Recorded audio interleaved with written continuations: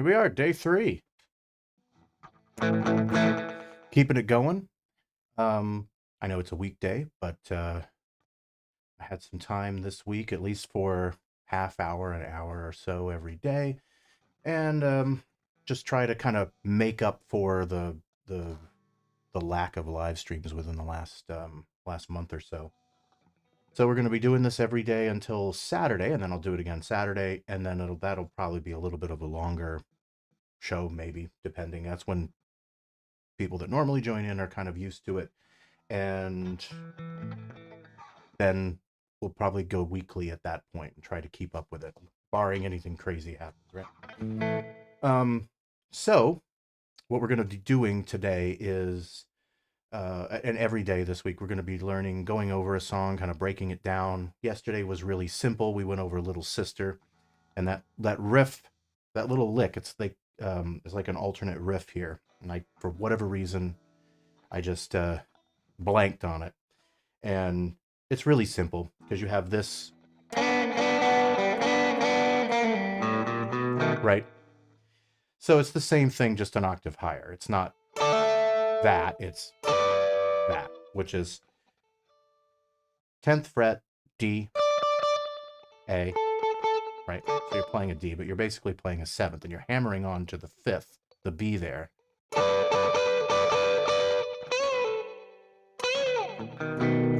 Down to the 5.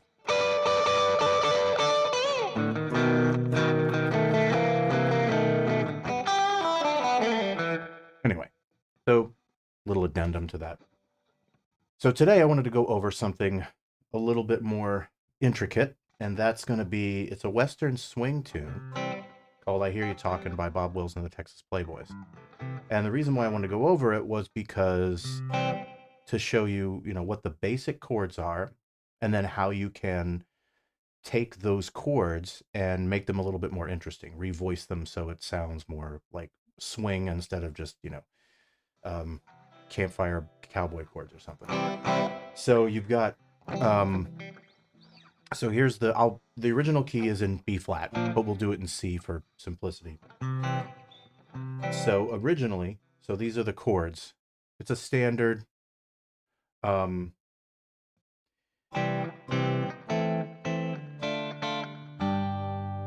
6, 2, 5. So in C, that would be C, A minor, D minor, G. Diatonic, right? So there's nothing, you're not doing crazy dominant stuff. Then the turnaround goes to the 4, then it goes to a minor 4,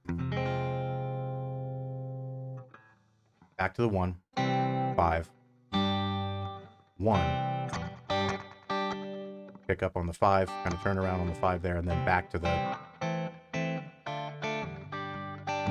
and the tempo somewhere around here.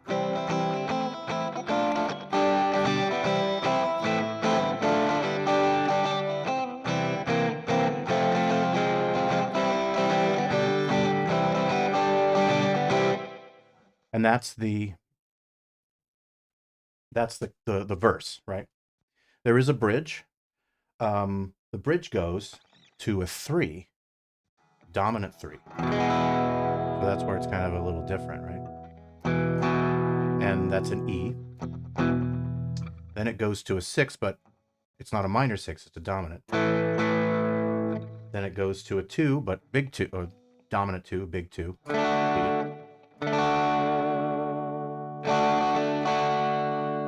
To a 5. 2, 5, right? Back to the verse. That's the whole structure. So, as you can see, I was just playing some basic open chords. But what you can do, I'm going to show you 2 different ways that you can kind of voice these things to make it a little bit more interesting. So one of the first things, when you start with a 1 chord, right? We can play, instead of just a C, the standard go-to would be like a C, would be a C6, right? You do something like that. And then the next is the 6 chord. So you play an A minor, but make it an A minor 7. So you can play it like this, or I prefer to play it up here.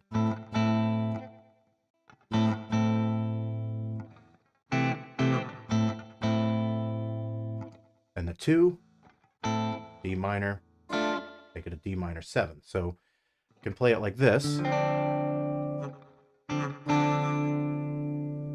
or like this. And that voicing here, it's two ways to look at it. You can it's kind of like a G sus4, you can look at it like that. You're just not playing the top and bottom strings. Or play a C7 bar chord and just move your index finger and little finger up a string. So it's basically this shape. D, F, C, D. So you're duplicating the root note there, the octaves. You can also bring your ring finger down and play the low A here. And that would be the full chord. Play it up here if you want a higher register. Again, these are all things that you can decide what's better for you, what's easier to play, what sounds better in the mix, and that sort of stuff. You can also play it like this. And that, a couple ways to think of it. If you play a 9, you're just, if you had a C9, just bring your index finger down a string, bring your ring finger up a string, staying on the same fret. Go from a C9 to a D7, D minor 7. And you got all the notes there too. So I prefer that.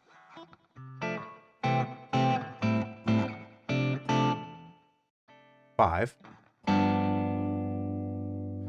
So that's a G7.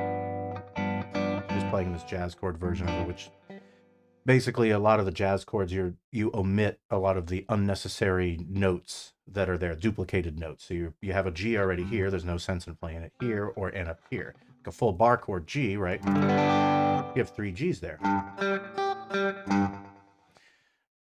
It's just it's unnecessary, really. So with the jazz chords, it makes it a little less messy and just kind of cleans up the chord sound. The other thing, you can also play a 9 there instead if you want to play that. I guess you could play a 13 if you wanted.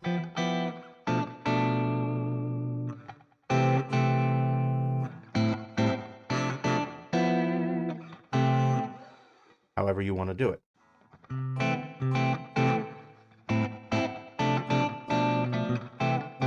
I like to have as many subtle changes as possible so it sounds it doesn't sound abrupt. Like there's still movement going on, but it's not crazy abrupt. The voice leading is a little more subtle. And when you're playing a C6 to an A minor 7, it's essentially the same chord, right? So there's no real, it's just the way the notes are kind of arranged, the inversion.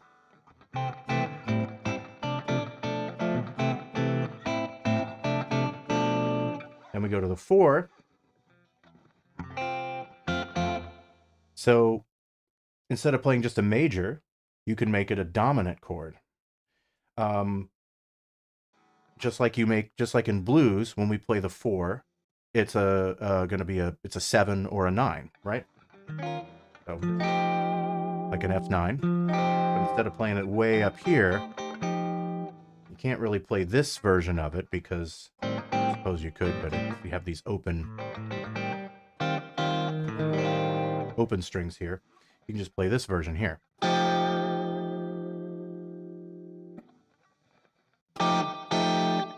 And then play just an F minor 7 like this.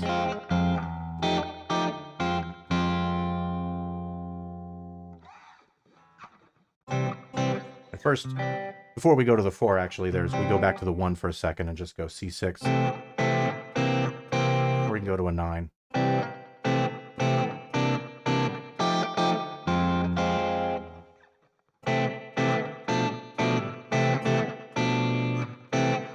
And those chords sound kind of, might sound a little odd if you're not used to them, but when it's played in the mix with the bass going on and the drums and the vocals and everything else, it can sound really nice. There, I'm going to show you an alternate way to play those chords as well, so you're not just stuck playing them down here.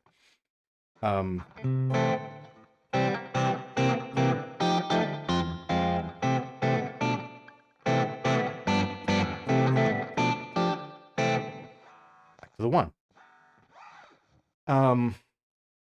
So here's another way to do it. So if you played blues at all or anything, you see a 6. A lot of people are used to playing a 6 in this shape. It's almost like it's the same shape of the major 7 chord, right? But it makes it sound like a major 7th because we have an F in the bass. But when you take that out and you have a C in the bass, the C6 or A minor 7. You can move your ring finger down to get the G in there if you want the full chord. But it's okay to omit the 5th. You have the root notes in there. The 2 notes that you can always omit is going to be the 5th or the root. If you have a lot of extensions, there's, you want to add in 9s and 13s and all this other stuff, and you kind of run out of fingers to play these chords. The first notes that can go are going to be the root notes. Then after that would be the 5th. But in this case, depending on how you're voicing the chord, you could omit the 5th. You have to keep the 3rd and then your extensions. That's what gives the chord its definition, its color, that decides that it is a 6 and that it is a major chord versus a minor chord and so on and so forth. And your root and 5th are kind of your anchors and implied in the progression as it goes. And of course, if you've got a bass playing, they're going to be playing the root and the 5th more than likely. So that's your 6. And then play an A minor 7, but there's another, instead of playing, you're on the same, basically the same chord, switch it up a little bit and you play it over here. Just the same version of that first D minor 7 that we played. I'm just not playing the top A, I just got it in the bottom. So, you could do that too, just like we did.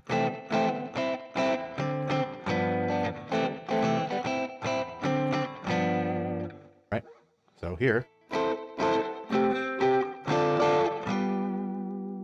same thing.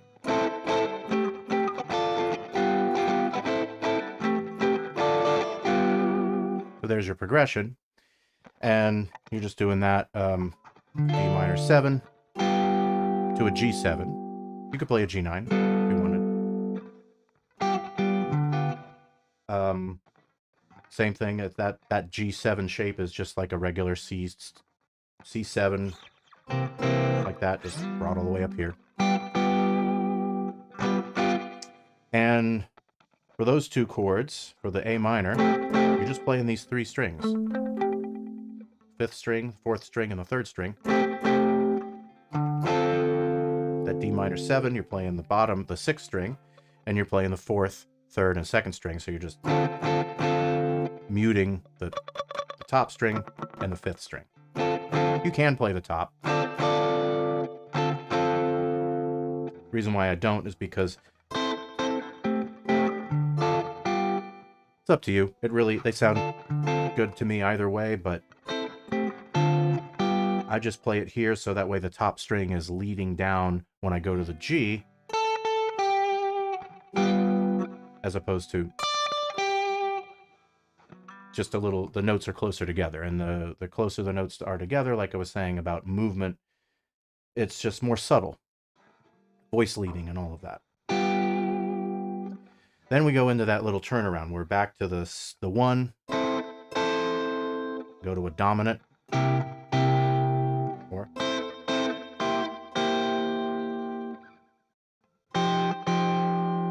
F9, just like we did here, a minor 7, play it like that, which I prefer. You could play it like this too, but this version really says, hey, this is an F minor 7.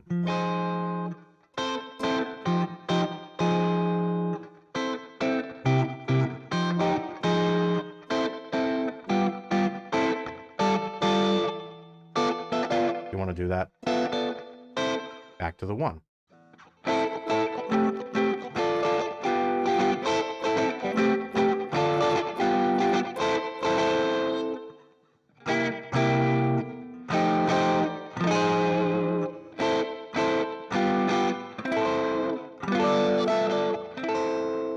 can also throw in a couple of other passing tones too or passing chords rather. When you go into the 7.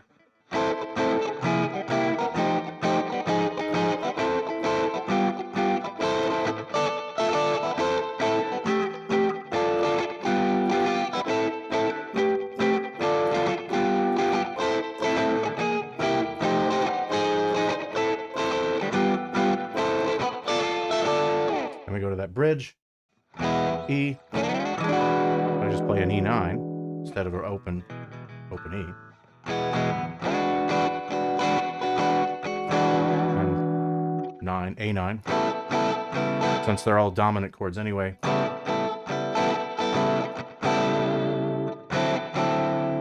D. So G. I like to go up here and play this. So you're just it's all major chords anyway, and you just make them all dominant chords, and you make them 9 chords. The 9 chords sound more like, swing, jazzy, blues type stuff.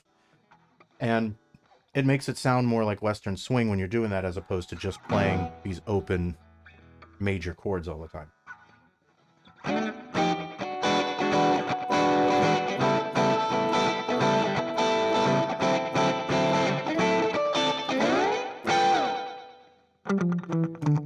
Right? Walks back down. So I'm just going over the chord structure of a song. If you can look the song up to hear what the melody's doing and that sort of thing. But there is a little solo over the top of it for the guitar. I think I can remember it. It's something like this.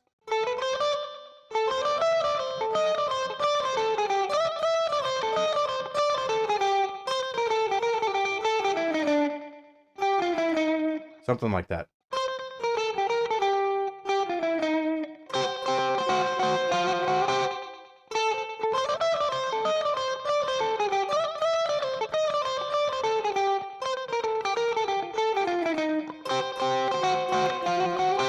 And that's it. And then it goes to like a slide guitar or a steel or a fiddle or something like that. But if you're one guitar, then you just kind of solo over the E, the A, the D, to the G, right? Whatever you want to do. So that's how you can take, if you ever are playing a song that needs, or you want to make it a little bit more interesting, just add some extensions to the chords like that and play the 6 and the 9s and the minor 7ths and that sort of stuff, as opposed to just playing those chords. And it just makes it sound more swing, I guess, and more jazz, and it gets the Western swing sound. And it just makes it more interesting to play as a guitar player. Now, if you have 2 guitars in the band and one that, you can do this with 2 guitars. So one guitar could be playing the more complicated jazz chords, and then the other person, they're playing acoustic or something, can just play the cowboy chords. That works too, because it'll all work together. All right. So that was clear as mud, right?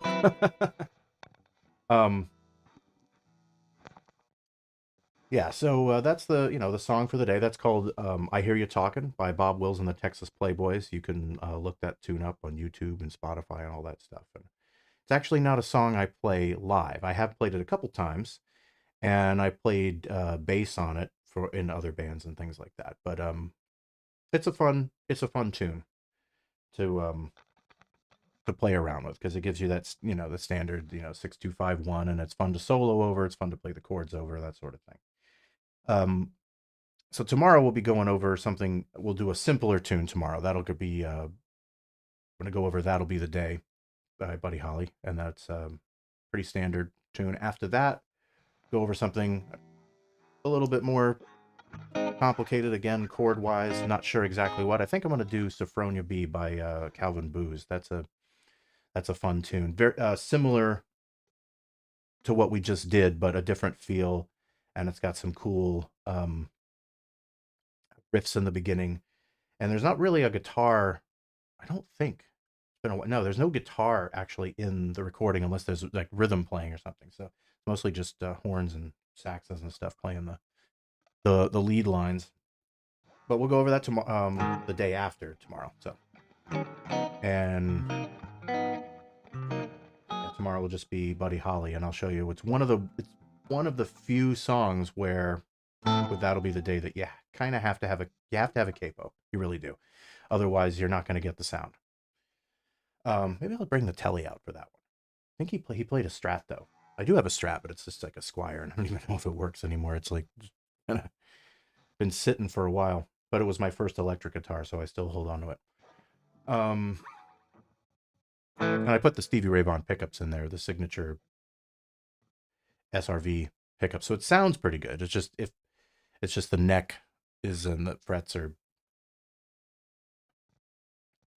not only are they older, but they're just not, it's not the best quality in the world. But if I want that sound for a recording, I've got it, right?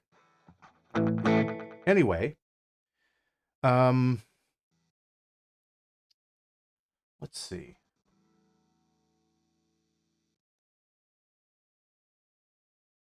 All right.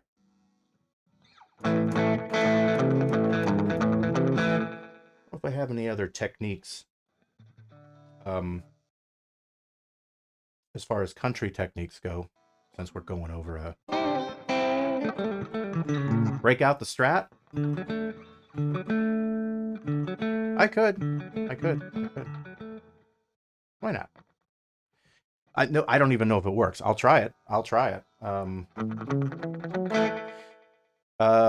let's see if it works. It probably needs like a lot of contact cleaner.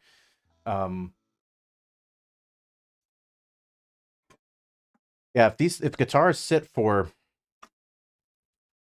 any length of time, I mean, man, they get crackly real quick. I try to keep the room, somewhat humidified and dry in this time of year.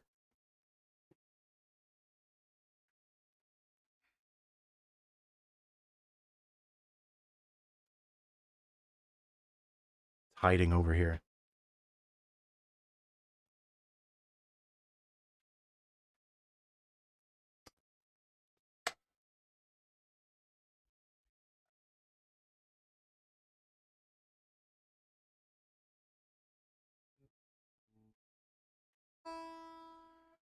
Oh boy. It's actually not that bad. Pink. Hear that?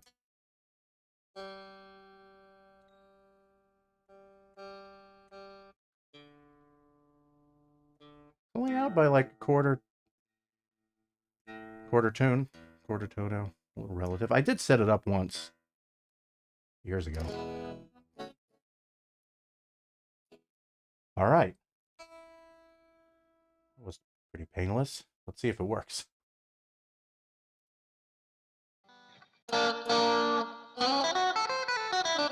Wow, what a different sound, huh? Oh, that's the double pickup.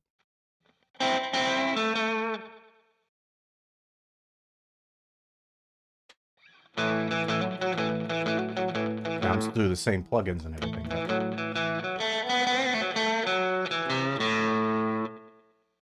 Kind of go through the tones here, though. I'll go the rhythm pickup here.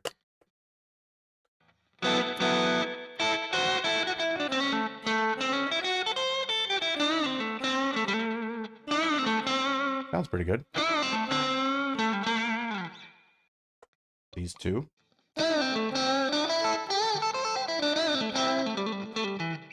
Signature Strat sound. All three.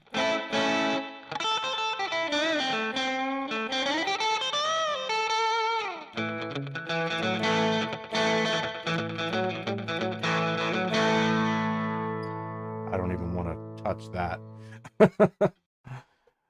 And these two.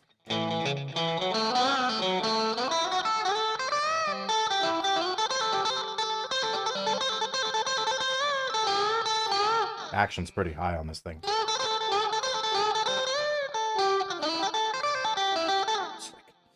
Yeah. And then the bridge pickup.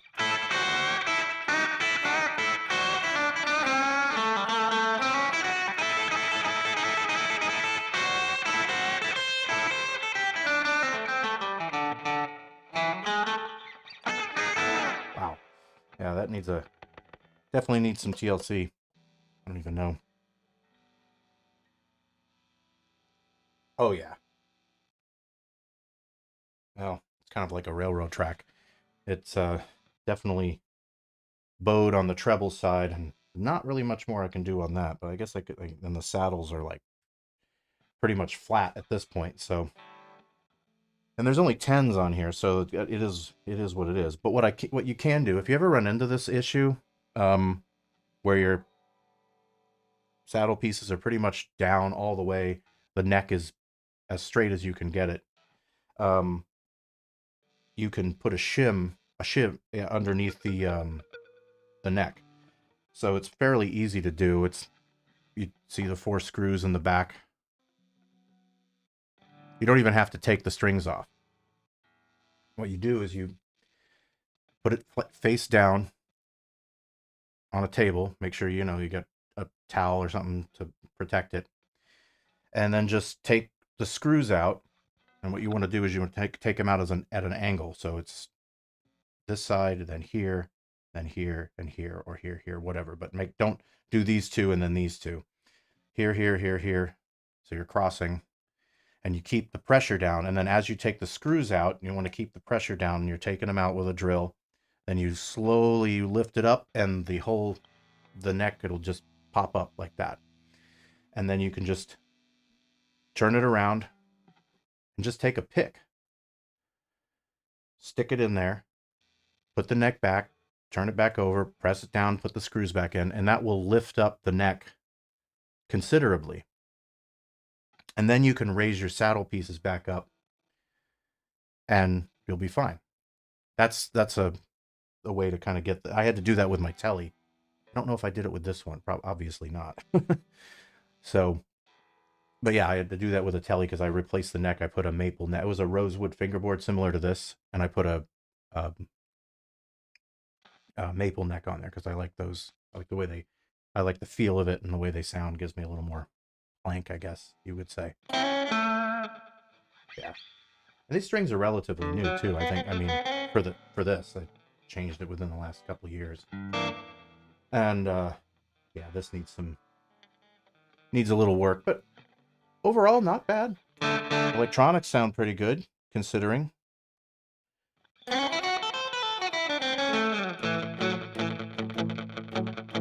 Yeah, so tomorrow when we go over, that'll be the day I'll...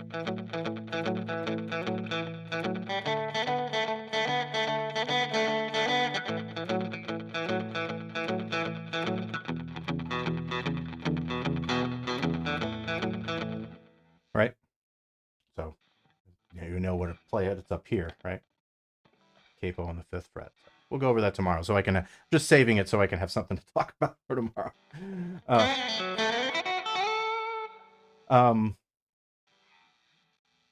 Let's see.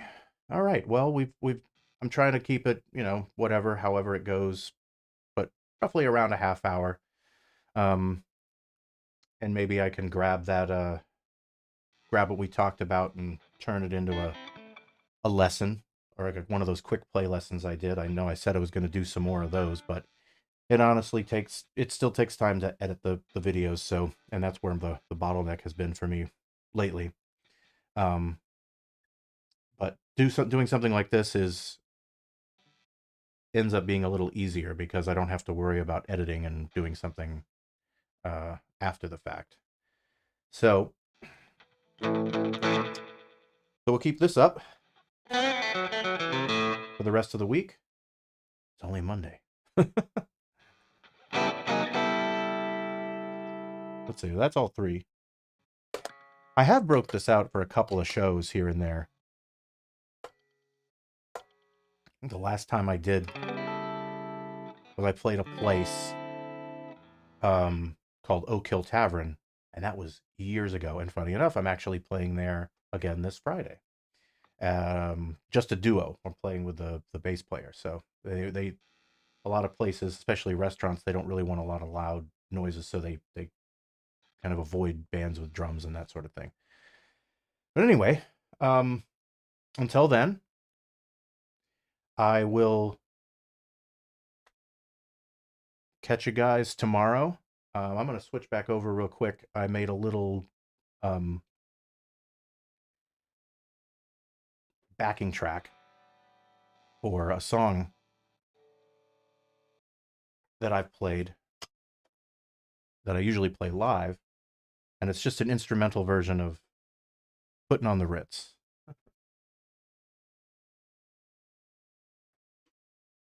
For the moment.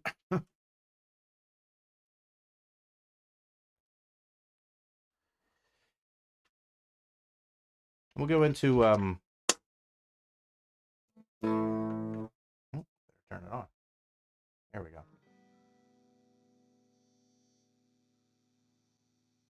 I'll play to a backing track, so we'll see if I can do it, but that'll kind of be my little outro song for the night.